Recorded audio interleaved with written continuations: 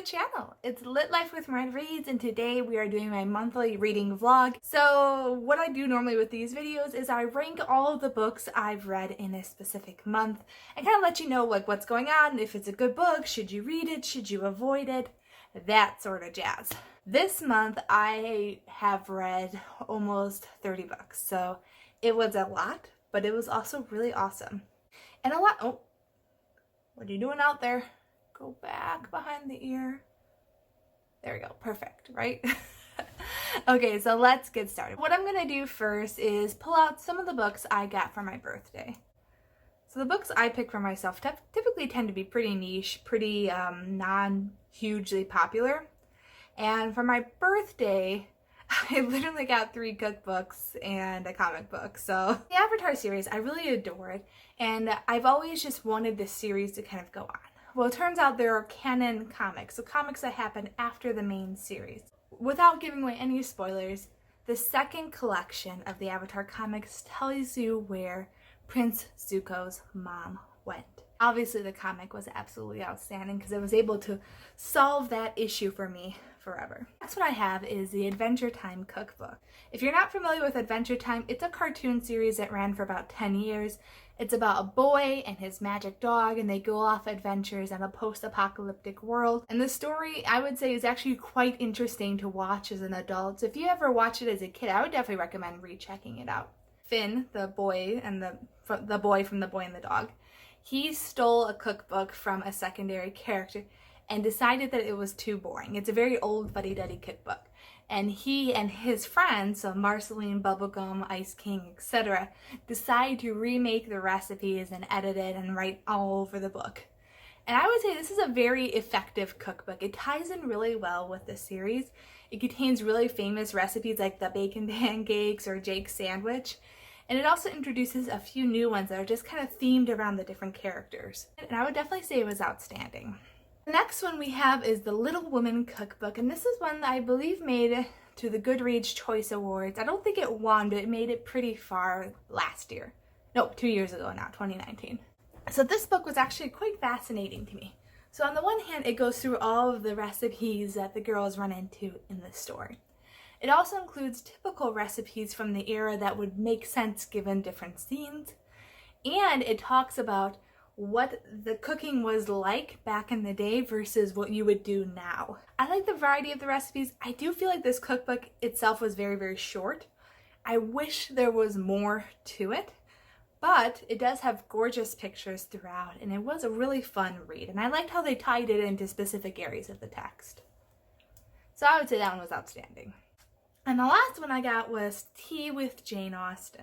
So Tea with Jane Austen focuses on treats that either Jane has mentioned in her books or in her letters to her family, other little appetizer-y items as well. I thought this one was really cool. It was very, very short, and I really wished it was longer because it was just such a fun concept, and I thought it would work really well as like a full cookbook. But I do say this one was an outstanding read, and I did really enjoy it. So the next one we have is the Owl Crate Book of the Month, which I did my unboxing video just a couple of weeks ago. I really enjoyed it. Like, I was taken surprised. It's kind of like a Hunger Games Percy Jackson mashup, but like brutal and real and really well done. I think I said that already. I got a few books from Familius this month. And if you don't know, Familius is a really lovely book company with focus on family-oriented books. And one was body positive, but this was like a really powerful book. What it does is that each chapter goes through a specific issue, and then there's a lot of women commenting about how that issue affects them. And those quotes really did get to me. It got me a little teary sometimes knowing the experience that other women have gone through. And then it has like a little activity section at the end of each chapter for you to kind of reflect and think about what you read. And I was really impressed by this book. I'm not normally one for self-help and body positive books. It just feels very cheesy to me. This one didn't feel like that. I felt like the author did a good job of pulling quotes of people who were horribly affected and those who weren't really affected, and had a really good connecting narrative to it all. Just put in an outstanding. I really enjoyed this book. So the next one I have is the Cuddle Book. And this is obviously for a much younger audience, and it's all about getting cuddles from your family and different places and what you can do. Okay, that sounded like kind of weird, but like it works really well for like a children's book. Like it has the family watching a movie and you can kind of cuddle with your dad, go on an adventure and you might need a little bit of cuddles, like that sort of stuff. And I really enjoyed just the variety of the characters and the variety of the families shown as well. This one definitely exceeded expectations. And the last one I got from Familius is World's Best Dad. I know that I say I'm not a self-help book person, but I am really interested in self-help books not for me. It gives me a different perspective on life and teaches me things that I would never have considered from my own perspective. So World's Best Dad focuses on how dads should deal with a divorce and still be a present part of their children's lives and do their best to kind of help their family heal from a divorce. Talks a lot about co-parenting, becoming the bigger person, knowing when to fight and when to hold back, and above all, prioritizing the kids in every situation. And I thought it was really interesting to read. It was absolutely fascinating to me. I would say this one definitely exceeded expectations as well. So next up I have The Soldier's Perspective, and this is another book by Philip Murrell, and I read his zombie walkabout one, and I believe I've talked about it on this channel before. This one was a fascinating space tale. We jumped through all kinds of different perspectives of soldiers, participants, side people to a giant sci-fi war. And you just, by watching each person's perspective for a little bit of time, you end up piecing together the entire story. I really enjoyed this one because it's not often where I just swap perspectives constantly and still enjoy the book. It definitely exceeded expectations. Then we have How Sausages Were Made. This is a book sent to me from Andrew, and I read his Trip the Runner book, and that one was like a really well done book. And this one was definitely no exception. Our main character has always wanted to become a sausage maker. He was very excited to go to college for it. He enrolled. He has his roommate who is a pig, literally, and the roommate's really excited for his major. And then he meets the vegan chick. And the vegan chick tells him something absolutely absurd and something that no one in their right mind would believe. Sausage is made from pigs. This whole book is really just the main character trying to disprove that claim and then kind of gain more and more evidence for it, and then the rising horror. So the humor in this one, I would say, definitely tickled my funny bone. It's a little bit more unusual. It's a little bit stretching it sometimes, but at the same time, that's the kind of humor I really like. And this one definitely exceeded expectations as well. Then we have Kevin Kwan's Sex and Vanity. Kevin Kwan has finally come back with a new book. He took off for like ages, but now he has published a new one, and it actually came out last year because I'm so ahead on the trends that I decided to talk about it now. Anyway, much like his first book, Crazy Rich Asians, we focus on very, very rich Asians and kind of like what their lives are like, weaving in and out of the perspectives. Our main character kind of falls for this one cute guy, but then is pointed out by her family just how terrible of a match that is, and she pulls back. And then a few years later, she feels that pull to him again. So I was kind of struggling with this one because I love the concept. I loved Crazy Rich Asians, obviously. But this one, the main character became more and more unlikable as time went on. And that's kind of, I think, what's going to affect my perspective on this one the most. At the end of the day, I think it was more acceptable than poor, because I was very much swept up into this world. I just had a few issues with the main characters. Next one we have is the Harry Potter tour around Hogwarts. And I picked this one up for a couple of reasons. One, it was very cheap on Amazon. Like, it was like less than $5. And I was like, why not?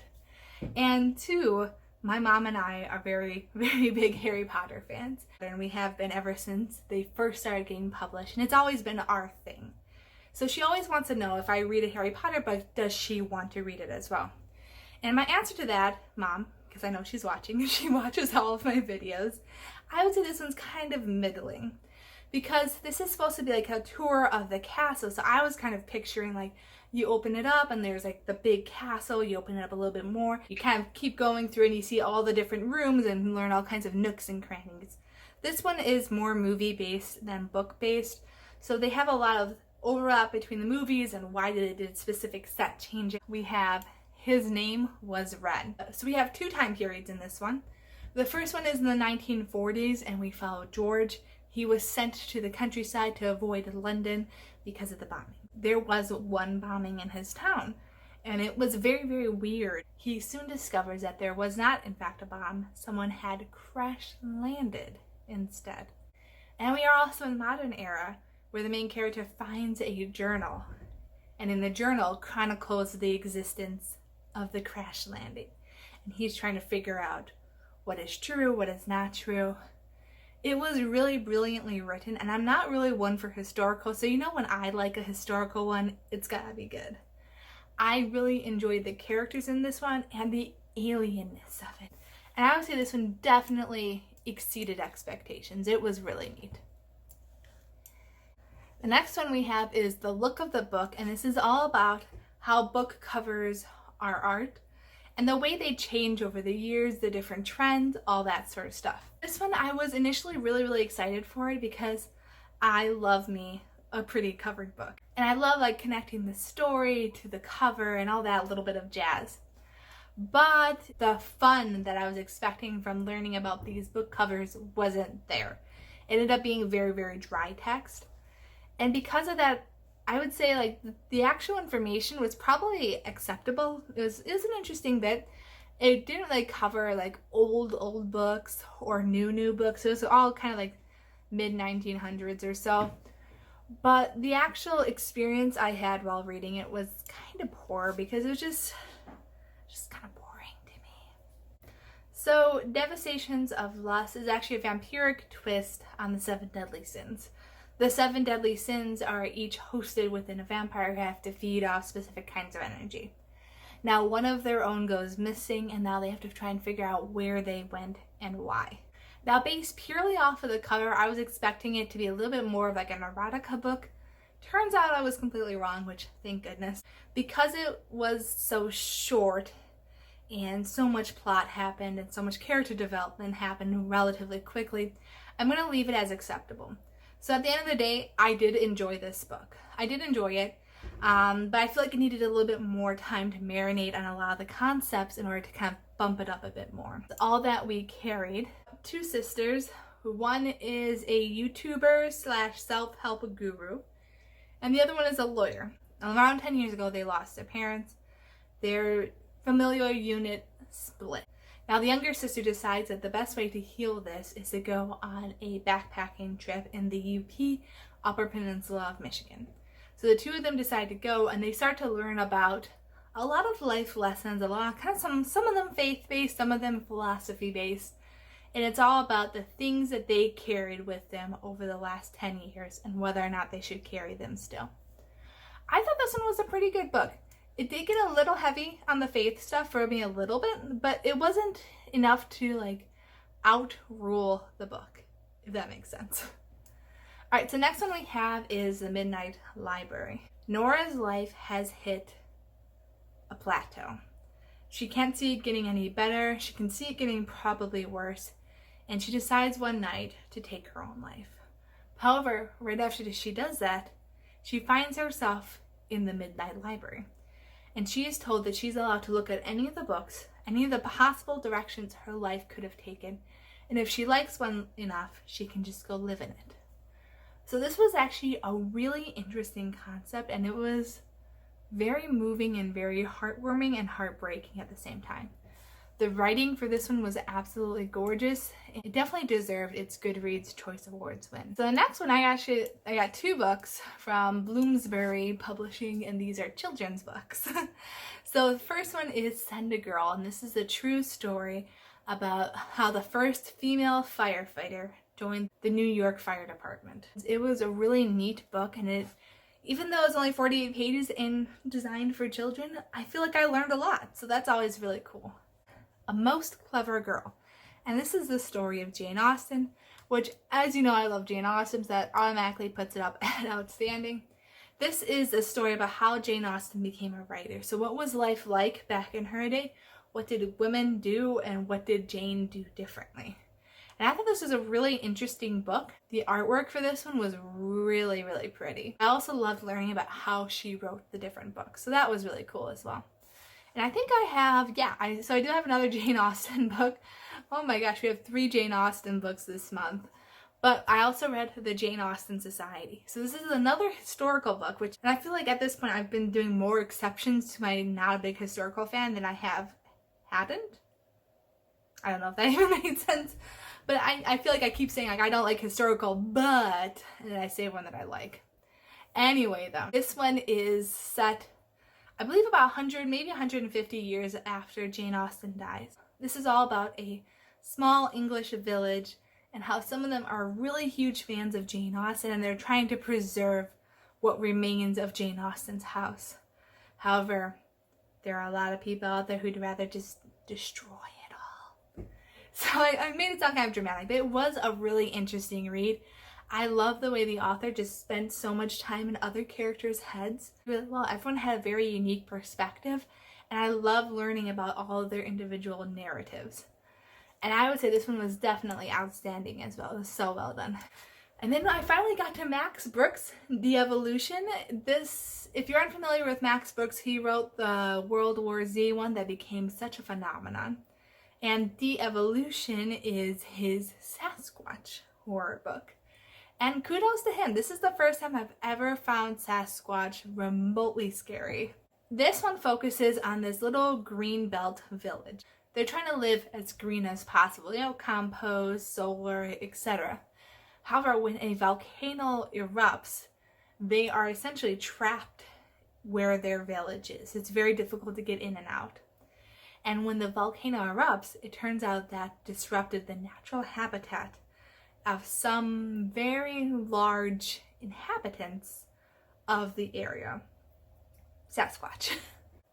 I thought this was a pretty fascinating take on the whole Sasquatch thing. This one was exceeding expectations. I do wish there's just a bit more to it.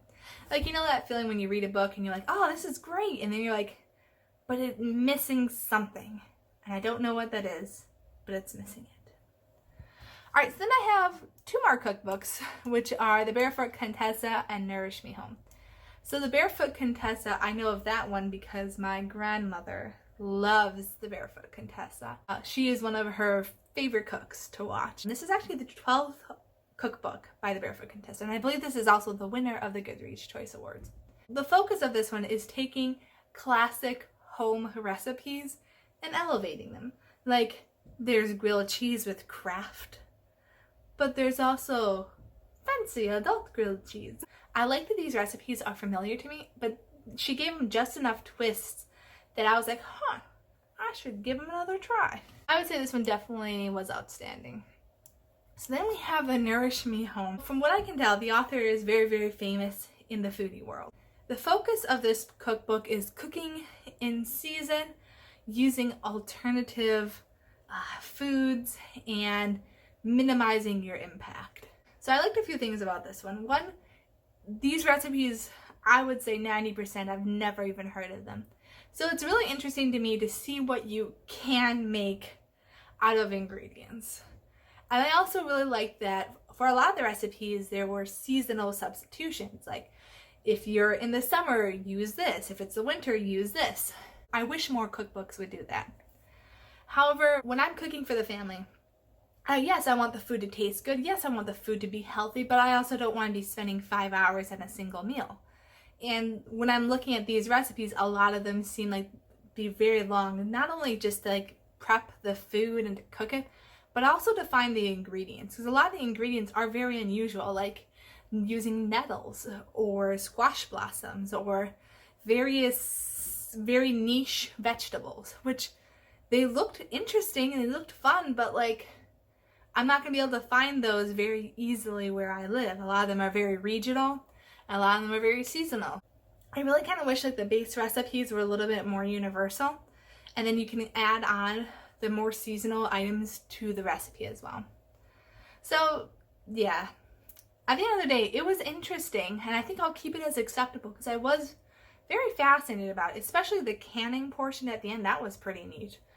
But it just felt like this would have made cooking more work than fun for me. And I think that's why I'm going to keep it as acceptable. Next one I read is We Are Not Made to Be Bystanders. So this book focuses on Linda, and she is one of the co-founders of the Women's March that happened a few years ago. And I have actually not heard of her before this book. Her entire life, she's noticed the treatment of Muslims are not the same as the treatment of Americans. And that was further exacerbated by 9/11 and certain racists coming into power.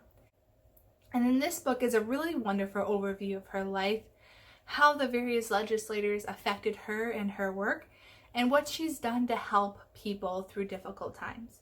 I would say this one was definitely 5 stars because I really enjoyed reading about her life and learning about what she has done. So the next one we have is A Very Punchable Face. So Colin is most famous for being on SNL. He did a lot of writing behind the scenes, but now he's more so in front of the camera. And this is his humorous memoir. I would say, as someone who did not know him at all going into it, this was a good book. And to me, that's the mark of a good memoir, is whether or not you, never hearing of the person before, could still enjoy the book. And I would say definitely. There's a lot of context provided for various aspects of his life, and it was really interesting. I really, really enjoyed it.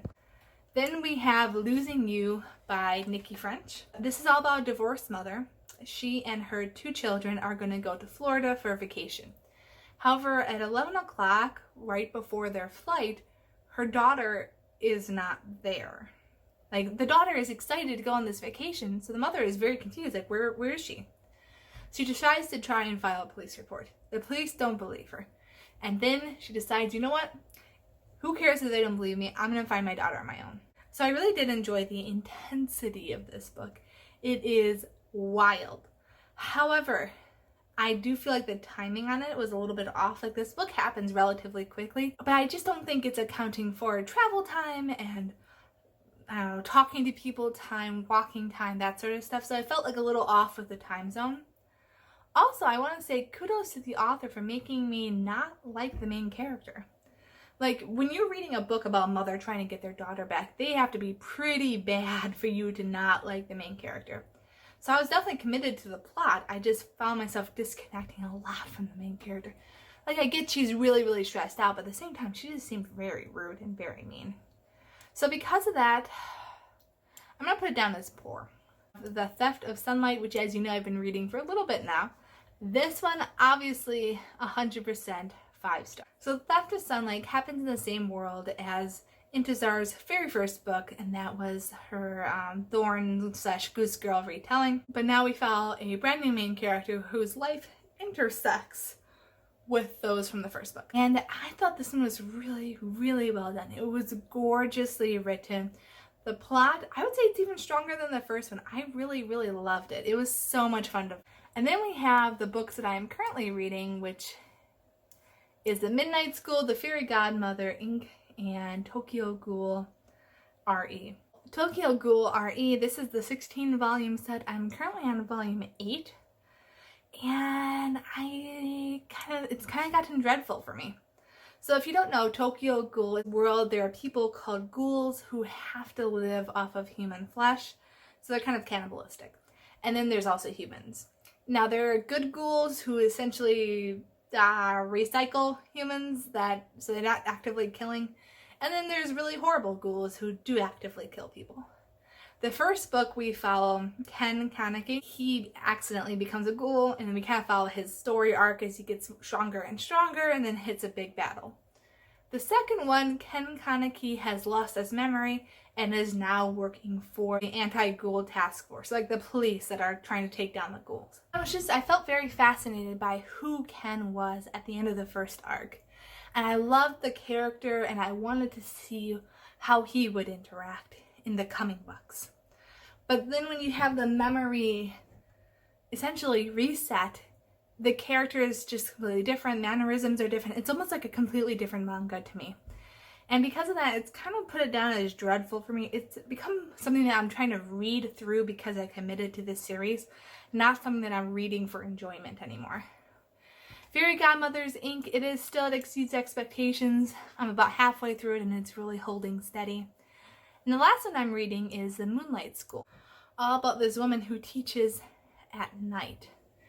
And it's a very remote area and she's trying to teach people and trying to help them in that way. And that one I would say is definitely exceeding expectations as well. Whew.